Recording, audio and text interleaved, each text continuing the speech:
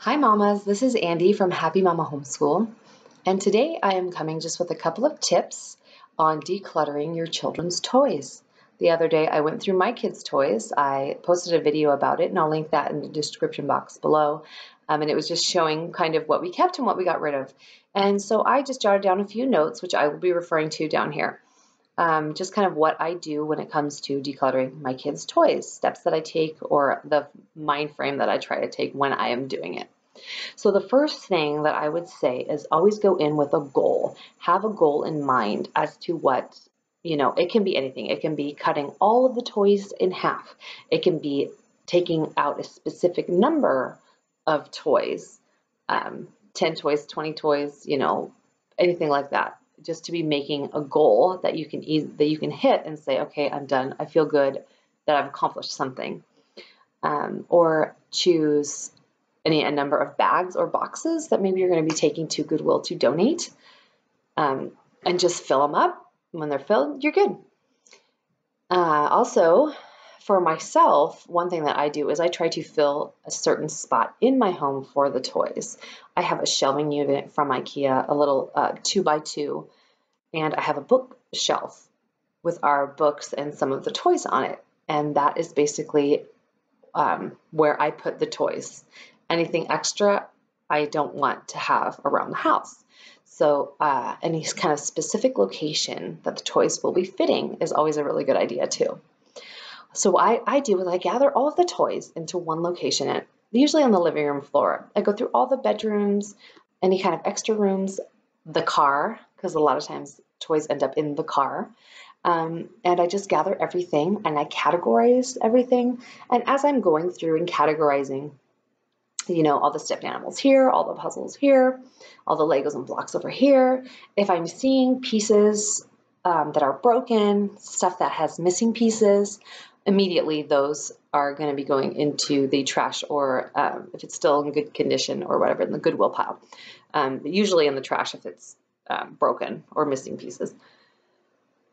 As you're sorting out your things, it's really easy just to go ahead and do that. Also, taking away anything that you already know that they don't play with or that they don't like anymore. Just automatically removing those, it frees up a lot of space in your toys.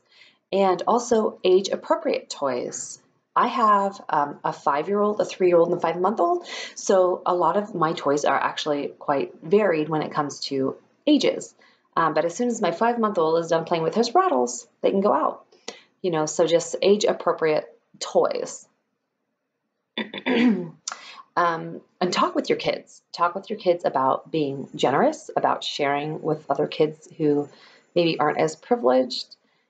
Just talk about how it frees up space for you guys to play.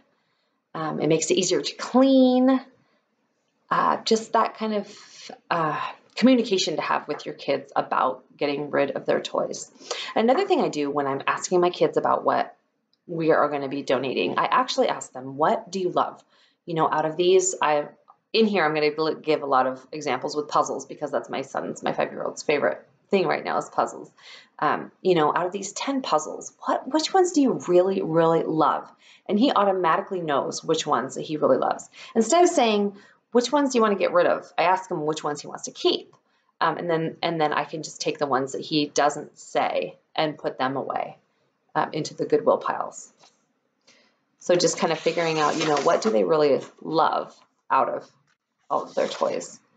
And just trying to remove yourself emotionally from the toys and just to be able to see them as stuff. This one is not that hard for me. I don't have a lot of emotional ties to my kids' toys, but I know that some parents do have a hard time with that. So just trying to just step away and see that, these are just things that are just filling this space. So that's another thing to do. Cut quantities into at least half. Like I said with the puzzles, I was able to just get things down to half, and it feels, even just half feels so much better than all of the stuff that you have. If it's going from 20 Barbies down to 10 Barbies. I think my daughter has 1 Barbie. But anyway, it just feels so good to get things cut down in at least half. And you'd be amazed at how much that they can still create and have fun with a few pieces versus all of these pieces. And just thinking too that sometimes the idea of something and is more exciting and more fun than the actual thing that you have. One example that I have, a puzzle. My son is into maps, and somebody gave him a United States of America map puzzle. And it was a lot of fun at first. He was playing with it, and he was able to put it all together, except the pieces were not like puzzle pieces. They weren't the square puzzle pieces. Each state was its own piece, which is really cool. And you can see exactly what the states are shaped like, but the puzzle would not stay together. And it was constantly sliding around the states because they wouldn't lock in together. And my son found this very frustrating. He's the kind of boy that he needs everything perfect. And so he stopped playing with it. But I just kind of kept up holding on to it because he loves maps and he loves puzzles. So I felt kind of bad trying to get rid of it, thinking about that. And then I realized, if I get rid of this puzzle, it frees up space for a puzzle in the future that he will really like. If I come across a United States of America puzzle with the puzzle pieces fitting together, I can get it, or I can have it given to him as a gift, and I'll have a place for it on my shelf because I will have gotten rid of this other one that really didn't work out for us. So it makes it easier for me to get rid of things if I think about that. That really, I'm just freeing up space for maybe if I come across something that he really will enjoy that can take the place of that.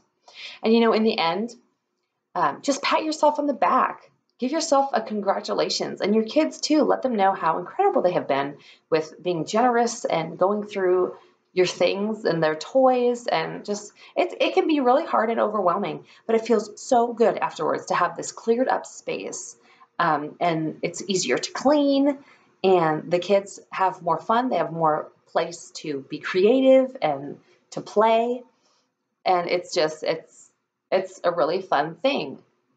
I used to really get extremely overwhelmed with our toys, and I have been able to really cut back on the number and amount of toys that we have to a manageable amount where I am not getting overwhelmed and my kids are not getting overwhelmed. And at the end of the day, 5 minutes, maybe 5 minutes tops to clean up our toys. It just becomes more manageable, and we become a happier home because of it. So I hope that you found this encouraging. I don't feel like anything I said is really anything new, but maybe it's something that maybe could spark something in you to help you declutter your kids' toys. Thanks.